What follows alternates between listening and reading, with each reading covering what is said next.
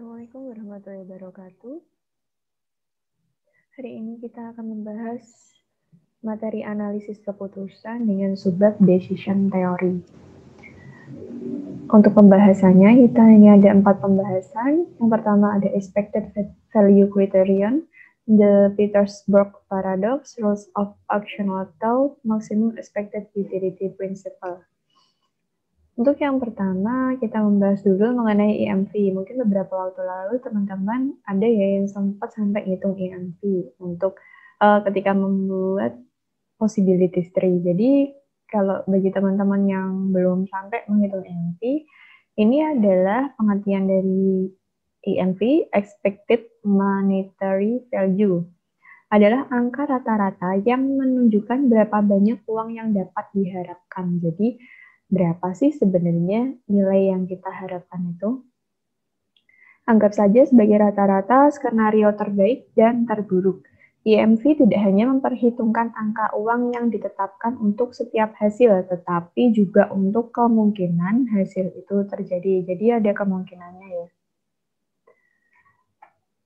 Nah, di sini ada formulanya. Jadi yang belum tahu formula expected monetary value atau EMV di sini adalah probability dikali impact.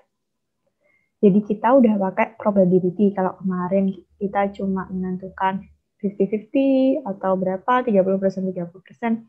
Nah, ini untuk EMV kita sudah memasukkan adanya probability. EMV akan negatif jika risiko negatif, dan EMV akan positif jika risiko positif. Jadi ini maksudnya risiko negatif itu berarti dia sangat beresiko ya. Kemudian di sini ada contohnya apa sih sebenarnya EMV ngitungnya gimana gitu. Katakanlah Anda memiliki 4 resiko dengan probabilitas dan impact sebagai berikut. Untuk probabilitasnya ada 10%, impact-nya minus 4.000. Kemudian di sini kita hitung EMV-nya, jadi 10% dikali minus 4.000 ada minus 400. Dan resiko kedua adalah probabilitas sebesar 30% dengan impact-nya minus 1.000 USD. Dan EMV-nya adalah minus 300. Kemudian resiko ketiga, probabilitas 25%, impact-nya 2.000, dan EMV-nya adalah 500. Jadi 25% dikali 2.000. Cuma ini ya yang positif. Kemudian di sini ada 60% probabilitasnya, dan impact-nya adalah minus 1.500. EMV-nya adalah minus 900. Di sini untuk impact-nya itu besar sekali ya, sampai minus 4.500. Sedangkan EMV-nya di sini mencapai minus 1.100.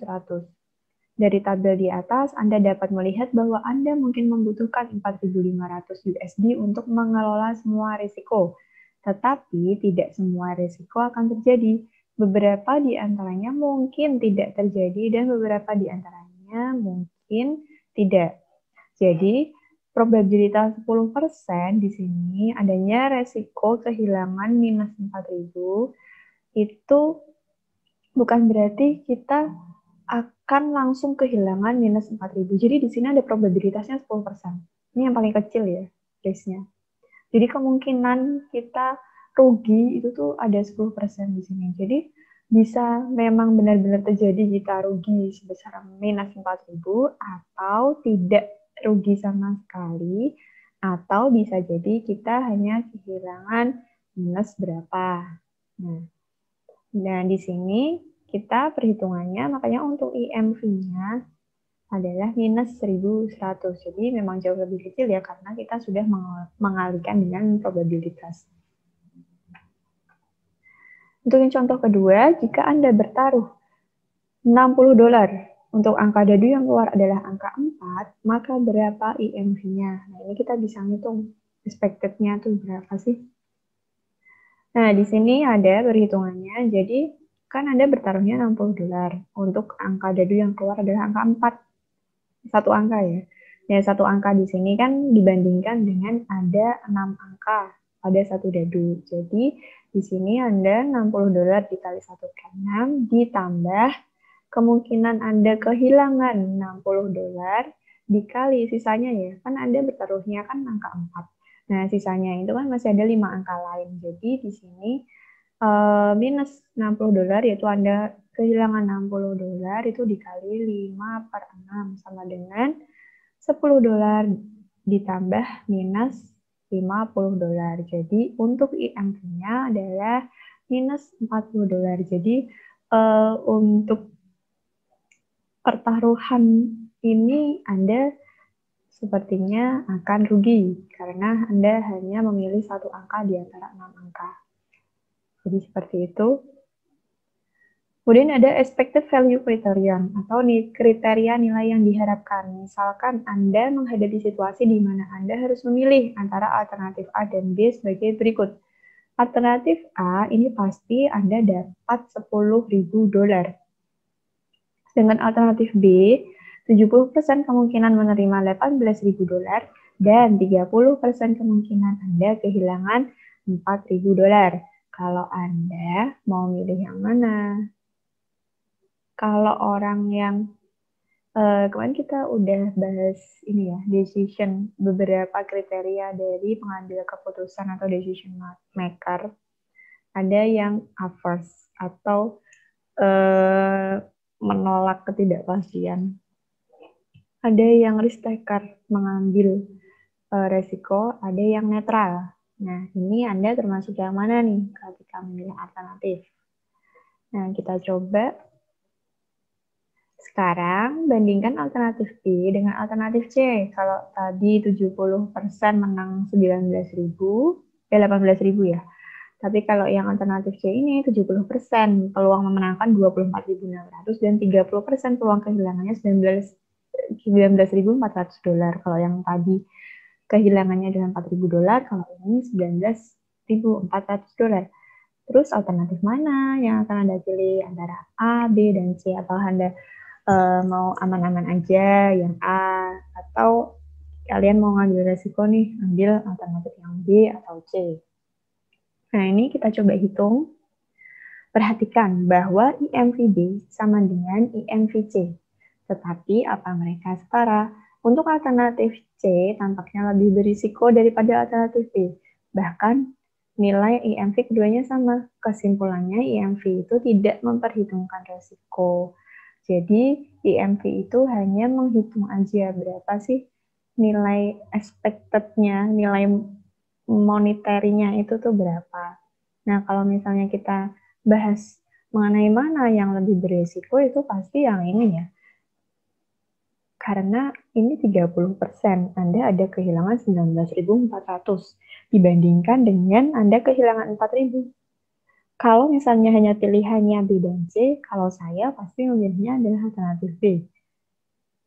Nah, karena 30% ada kemungkinan kehilangan itu hanya $4.000, sedangkan kalau yang alternatif C, kehilangannya sampai $19.400. Padahal sebenarnya kalau dihitung untuk IMV-nya itu tuh sama. Silahkan kalau misalnya teman-teman mau hitung untuk IMV-nya, itu sama. Kemudian kita lanjut ke The Petersburg Paradox. Di sini pada tahun 1713, Nicholas Bernoulli menyarankan untuk memainkan game-game berikut. Koin yang dilemparkan mendarat dengan ekor. Player akan kita bayar $2 jika ekor muncul pada lemparan pembuka. Jadi pertama. Kalau pertama yang muncul ekor, nanti akan diberikan $2. Akan diberikan $4 jika ekor pertama kali muncul pada lemparan kedua. Jadi ketika lemparan kedua itu langsung ekor yang muncul. Ini dia akan mendapatkan $4. Dan diberikan $8 jika ekor muncul pada lemparan ketiga. Jadi seterusnya ya, terus sampai lemparan keempat itu $16. Jadi dari lemparan pertama sampai keempat itu munculnya ekor. Dan ini bertambah setiap penambahan lemparan itu dia nambah $2 terus. Terus kemudian berapa maksimum yang akan Anda bayarkan untuk memainkan game di atas? Kalau kita mengikuti kriteria IMV, ini ada rumusnya. Jadi kita pakai sigma IMV, sigma K sama dengan 1 hingga tak terhingga. Jadi ini bisa selanjutnya terus ya. Jadi misal Anda bertaruh itu sampai 50 kali lemparan itu yang keluar adalah ekor terus. Nah, ini bisa sampai tak terhingga. Jadi untuk rumusnya adalah setengah pangkat K dikali 2 dolar pangkat K. Nah, ini K-nya itu lemparannya ya, lemparan ke berapa. Nah, untuk yang pertama, kita kan masih lemparan pertama. Jadi, setengah pangkat 1 ya, dikali 2 dolar. Ditambah setengah pangkat lemparan kedua, jadinya 1/4 dikali 4 dolar. Ditambah setengah pangkat 3 berarti 1/8 dikali 8 dolar. Dan seterusnya hingga tak terhingga. Ini berarti bahwa Anda harus bersedia membayar hingga jumlah uang yang tak terbatas untuk memainkan permainan. Tetapi mengapa orang tidak mau membayar lebih dari beberapa dolar? Nah ini, kalau misalnya kalian mau main terus, berarti kan kalian bisa menyediakan uang tak terhingga ya. Karena kalau misalnya kalian yang muncul nggak ekor, berarti kan kalian tidak mendapat 2 dolar gitu. Nah, di sini apa yang salah? Contoh, terdapat pemulung yang menemukan tiket lotre ajaib. Ia memiliki peluang 50% mendapatkan 1 juta dolar dan peluang 50% tidak mendapatkan apa-apa. Orang kaya menawarkan untuk membeli tiketnya seharga 499.999 dolar. Menurut metode expected value, pemulung harus menolak tawaran orang kaya. Kenapa expected value? Karena memang lebih besar 1 juta kan dengan persentase 50%. Jadi kalau misalnya 50% kalian dapat itu kan IMV-nya kan berarti 500.000 dolar. Nah, kalau expected value ini kalian tuh kayak yang melihat langsung, oh yang besar ini. Jadi kita belum hitung dulu. Nah, di sini tampaknya konyol dan tidak rasional bahwa pemulung akan menolak tawaran itu. Mengapa? Karena perbedaan hasil kehidupan antara 0 dolar dan 499.999 rupiah sangat besar. Dolar sangat besar. Jadi makan, beli baju, dan lain-lain. Dengan perbedaan antara 499.999 dan 1 juta dolar adalah relatif kecil. Mendapat 3 pasang piyama sutra. Dengan demikian, dengan mempertahankan lotre, pemulung berisiko kehilangan uang yang banyak. 0 dolar versus 500.000 dolar. Ini saya bulatkan ya. Dibanding mendapatkan uang yang relatif sedikit. 500.000 dolar versus 1 juta dolar. Nah, di sini berarti kelihatan ya, ketika dia ternyata nggak menang lotre itu tuh dia kehilangan semuanya gitu loh, nggak dapat 500.000 juga dari orang kayanya itu juga nggak dapat lotrenya. Tapi kalau apa namanya, kalau dia ngambil 500.000 dolar, nah dia tuh ininya sedikit selisihnya, dia hanya kehilangan 500 dolar saja ketika dia nggak dapat lotre, iya kan? Tapi kalau dia tetap mempertahankan lotrenya, kayak gambling gitu loh ya, kalau dapat gitu. Kalau enggak kan dia nggak dapat apa-apa sama sekali. Ya nggak dapat 1 juta dolar, ya nggak dapat 500.000 dolar. Tapi kalau dia ngambil yang si orang kaya tadi uangnya 500.000 dolar, dia hanya kehilangan 500.000 dolar. Untuk di marginal, oh ya kita ke marginal utility, jadi Bernoulli berpendapat bahwa orang harus memaksimalkan utilitas atau utility yang diharapkan, bukan nilai atau value yang diharapkan. Jadi kita lihat dari utilitasnya. UX adalah utilitas yang diharapkan dari jumlah X. Selain itu, utilitas marginal akan menurun. Nilai dolar tambahan akan semakin rendah seiring dengan semakin banyaknya uang yang kamu punya. Jadi, ketika orang uangnya banyak gitu, misal di tabungan dia punya 20 juta gitu, terus beli headset yang harganya 1 juta, itu menurut dia itu bisa aja gitu, nilainya itu akan semakin rendah uang. Tapi kalau misalnya kamu cuma punya tabungan 5 juta, beli headset yang 1 juta, itu kayak nggak make sense kan. Oh my god, misal sebulannya kalian cuma punya gaji 1 juta gitu. Sedangkan di tabungan adanya 5 juta. Nah, kamu itu beli headset yang harganya adalah seharga gaji kamu sebulan gitu. Nah, itu kayak gak make sense kan. Nah, ini makanya nilai dolar tambahan akan semakin rendah seiring dengan semakin banyaknya uang yang kamu punya. Di sini contohnya untuk utilitas $0 sama dengan 0. Utilitas $500.000 adalah sama dengan 10 dan utilitas $1 juta adalah sama dengan 16.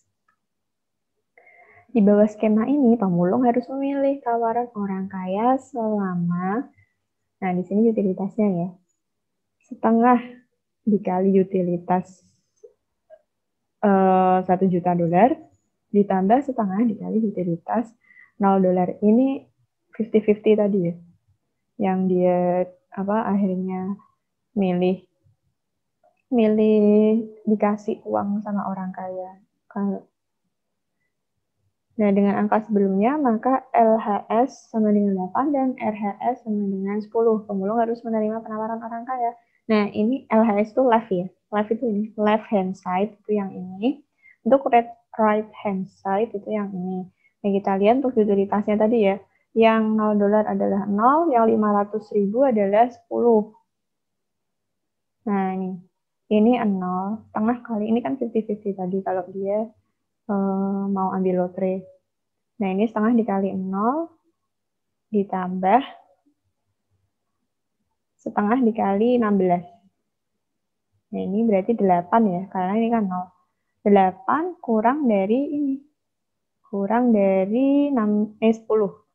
Ini 10 ya. Jadi yang sini LHS adalah 8. Left hand side dan right hand side-nya adalah 10. Jadi pemulung harus menerima penawaran orang kaya karena marginal utility-nya itu lebih besar yang RHS atau right hand side, yaitu menerima tawaran orang kaya. Untuk utility ini kita nanti akan bikin ya. Jadi kita nanti pakai grafik utility untuk membuatnya. Kalau ini kebetulan kita masih diketahui. Di sini ada rules of actional thought. Jadi bagaimana seseorang harus bertindak atau memutuskan secara rasional di bawah ketidakpastian. Jawab dengan mengikuti aturan atau aksioma berikut. Ada aturan ordering, aturan kesetaraan atau kontinuitas, aturan substitusi atau independensi, aturan dekomposisi, dan aturan pilihan. 5 aturan di atas membentuk aksioma untuk teori keputusan atau decision theory yang kita pelajari hari ini. Ada aturan ordering, jadi pengambil keputusan harus dapat menyatakan pilihannya di antara prospek, hasil, atau keuntungan dari kesepakatan. Selain itu, aturan transitivitas harus dipenuhi, yaitu jika ia lebih memilih X daripada Y dan Y daripada Z, maka ia harus lebih memilih X daripada Z. Jadi kayak ini lebih besar, X lebih besar dari Y lebih besar dari Z. Maka kan yang harus dipilih yang X. Nah, untuk secara matematis, aturan ordering menyiratkan bahwa pembuat keputusan dapat memberikan preferensi ordering secara lengkap dari semua hasil yang terbaik ke yang terburuk. Jadi orderingnya itu dipilih ya, di short dari terbaik ke terburuk.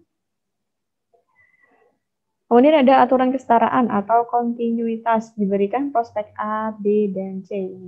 A lebih besar dari B, lebih besar dari C. Jadi ini sebenarnya A lebih baik dari B, B lebih baik dari C, bukan lebih besar. Kalau lebih besar lebih kecil yang ini, kalau ini yang lebih baik. Maka terdapat P di mana 0 kurang dari P dan P kurang dari 1, sehingga pembuat keputusan dihadapkan antara menerima prospek B dengan pasti dan menerima kesepakatan dengan probabilitas P untuk prospek A dan A. Probabilitas 1 min P untuk prospek C. Nah, ini di sini. Yang A, ini kan B itu lebih baik dari C kan. Nah, untuk B ini, untuk probabilitas ke A-nya, ini dia pakai P, sedangkan untuk yang C-nya ini adalah 1 min P kan, probabilitas itu totalnya harus sama dengan 1.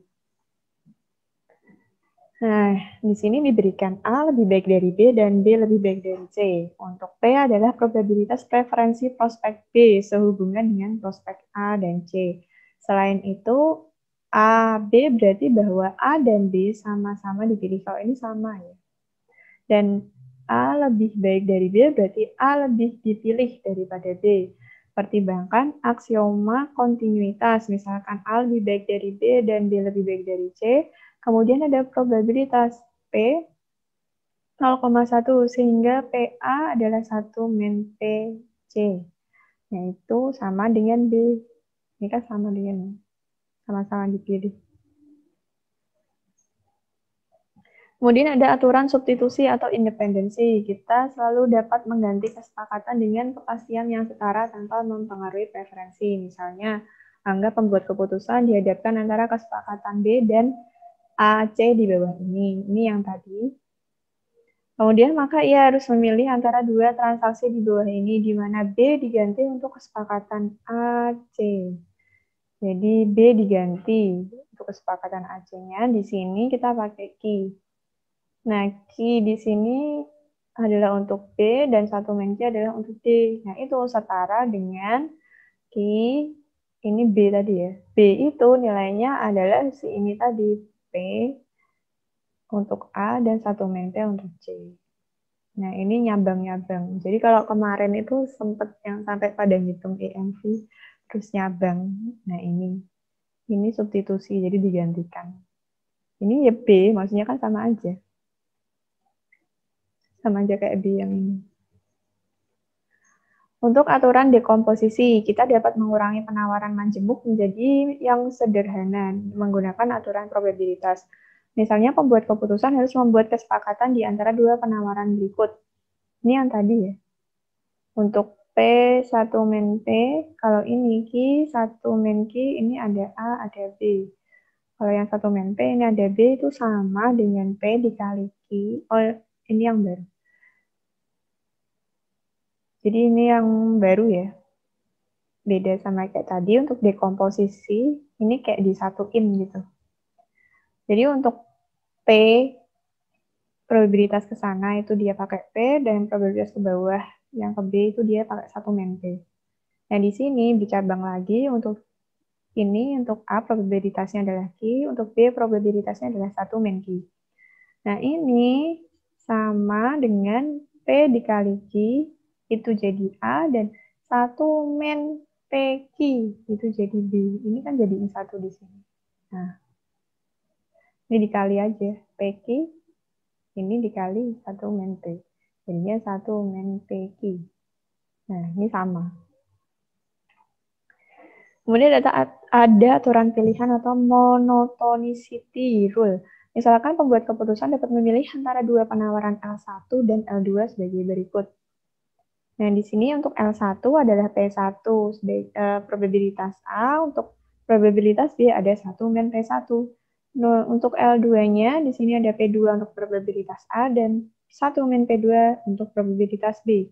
Jika pembuat keputusan lebih memilih A daripada B, maka ia harus lebih memilih L1 daripada L2. Jika dan hanya jika P1 lebih besar dari P2. Jadi kalau misalnya mau milih A, berarti P1-nya itu harus lebih besar dari P2. Nah, ini di sini untuk grafiknya, diagramnya. Nah, ini untuk P1, 1 min P1 ini tadi L1 ya. Lebih baik dari P2 sama 1 min P2 AT. Jika P1 itu probabilitasnya lebih besar dari P2, maka ini betul jadi lebih baik. Dengan kata lain, pembuat keputusan harus memilih kesepakatan yang menawarkan peluang lebih besar untuk menerima hasil yang lebih baik. Kemudian ada maximum expected utility. Jadi biarkan pembuat keputusan menghadapi pilihan antara dua penawaran yang tidak pasti atau seperti lotre L1 dan L2 dengan hasil A1, A2 hingga AN sebagai berikut. Nah, tadi L1 kalau tadi pakainya P dan 1 min P, kalau ini pakainya P1 sama PN. Nah, ini P-nya, ini kan tergantung dari si A1, A2 sampai AN. A2 juga sama, dia pakainya Q. Jadi untuk A1 probabilitasnya Q1, A2 probabilitasnya Q2, dan AN probabilitasnya adalah Qn. Tidak ada kerugian umum dalam mengasumsikan bahwa L1 dan L2 memiliki hasil set yang sama, A1, A2, sampai AN. Karena kita selalu dapat menetapkan probabilitas 0 untuk hasil yang tidak ada di L1 dan L2. Tidak jelas apakah L1 atau L2 lebih disukai. Dengan aturan ordering A1 lebih baik dari A2, lebih baik dari AN. Jadi kalau yang lebih baiknya kita lihatnya yang ini ya. Kalau tadi kita pakainya yang L, kalau ini pakainya yang di sub-subnya ini. Yang di teri-terinya ini, cabang-cabangnya. Nah, catatan tidak ada kerugian umum karena kita dapat memberi nomor baru sesuai dengan urutan preferensi. Kita catat bahwa A1 adalah hasil yang paling disukai, sedangkan AN adalah hasil yang paling tidak disukai. Dengan aturannya setara untuk setiap hasil AI, I sama dengan 1 hingga N, dan UI dengan 0 kurang dari sama dengan UI, kurang dari sama dengan 1. Nah, ini hasilnya.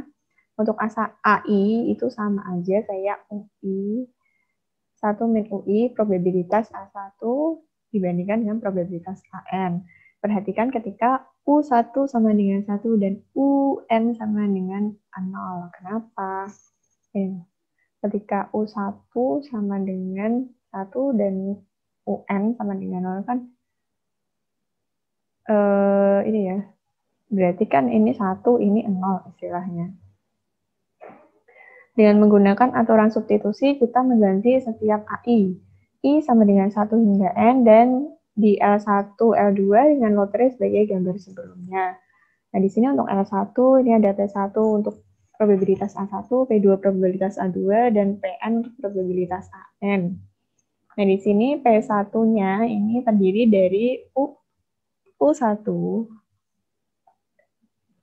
untuk probabilitas A1 dan 1 min U1 untuk probabilitas AN. Nah, ini seterusnya. Nah, itu sama dengan, ini kalau dijadikan 1 gitu ya. Ini sigma I sama dengan 1 hingga N, UI dikali PI.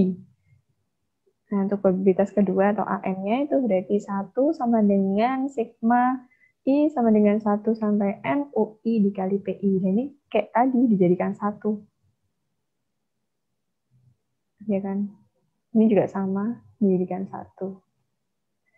Dengan aturan dekomposisi, L1 dan L2 dapat direduksi menjadi kesepakatan yang setara dengan hanya 2 hasil, L1 dan AN, yang masing-masing memiliki probabilitas berbeda.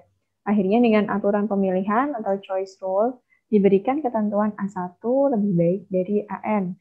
Si pembuat keputusan harus memilih lotre L1 dibandingkan lotre L2 jika dan hanya jika sigma I sama dengan 1 hingga N UI kali PI lebih besar dari sigma I sama dengan 1 sampai N dikali UI kali GI.